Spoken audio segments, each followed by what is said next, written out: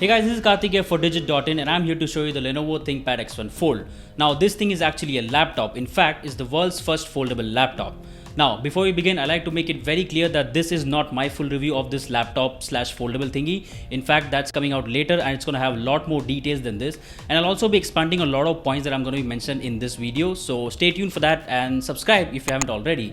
Also press the bell icon so that you don't miss out on that video when it goes live. Well, let's get started.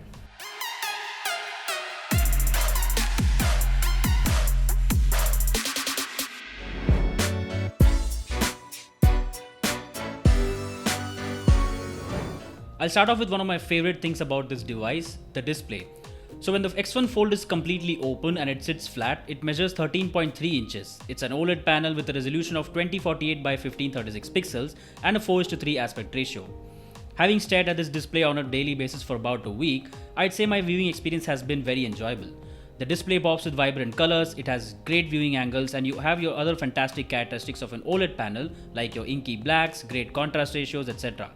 I will be running a full set of display test on this device for my full review to see if it actually reproduces 100% of the sRGB and 95% of DCI-P3 color gamut.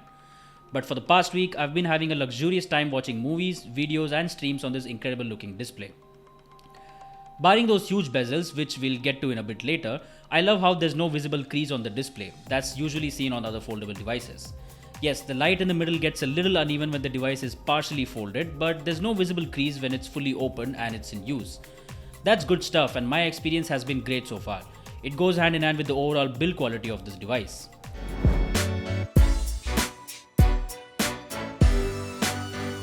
Speaking of which, the next thing I want to highlight is the design and the build quality. When you open it up from its book-like form factor, it becomes flat and there's a kickstand that makes it stand on its own.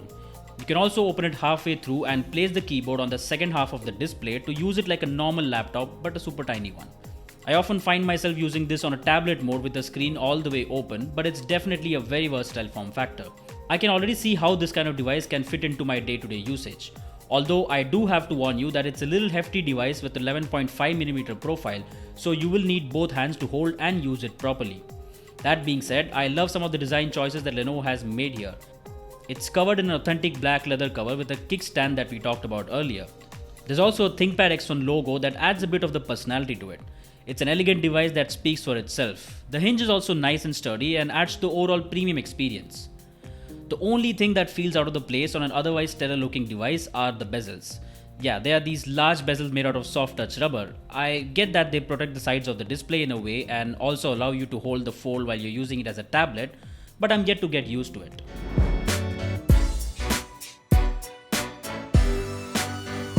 Moving on, we have the software, and I can tell you now that Lenovo has come up with some neat software tricks to improve the overall experience. Windows 10 isn't exactly intuitive for touchscreen tablet or foldable experience, but these tricks do help. There's this mode switcher that kicks in every time you fold or unfold the device. It essentially creates two separate displays on either side of the crease. There's also an app called Pen Settings that lets you map the buttons on the stylus to perform various tasks. These are some handy features, especially the mode switcher, since it lets you use the device in a mini clamshell mode. But there are times when it bugs out and it just doesn't want to work until you restart it, so I'd say there's more room for improvement.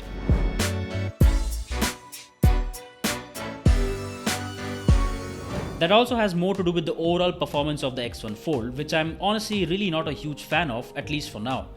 It's powered by the Intel Core i5 L16G7 processor, which is one of Intel's Lakefield CPUs.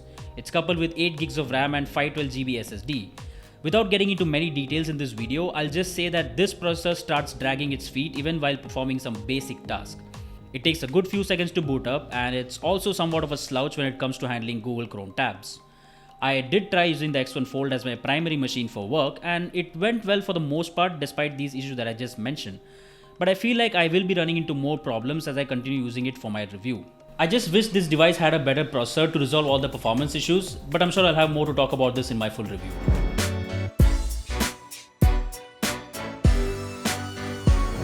Keeping up with the things that I'm not a huge fan of, we have the keyboard accessory here, which I'm sure Lenovo will be selling separately.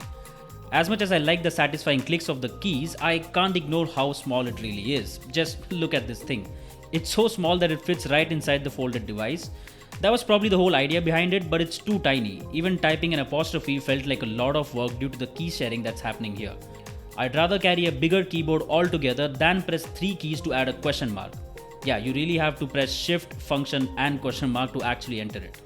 And the trackpad, well, it's just too small to even talk about.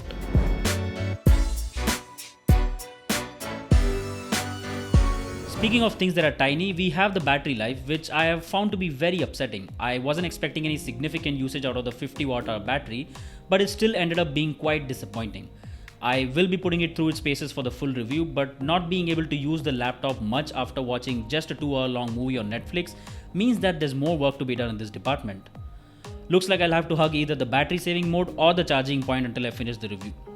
Well, that's everything I wanted to talk about the Lenovo ThinkPad X1 Fold in this video. So I really like the versatile form factor of the X1 Fold. The display is absolutely gorgeous with a great quality hinge and no visible creases. I also like what Lenovo is doing on the software side of things, but the performance is what left me wanting more. In fact, the battery life is also not that great, but we'll see how that goes. That being said, I suggest you to stay tuned for my full review of the Lenovo ThinkPad X1 Fold, which will have a lot more details about everything that I talked about. Until then, stay safe and thanks for watching.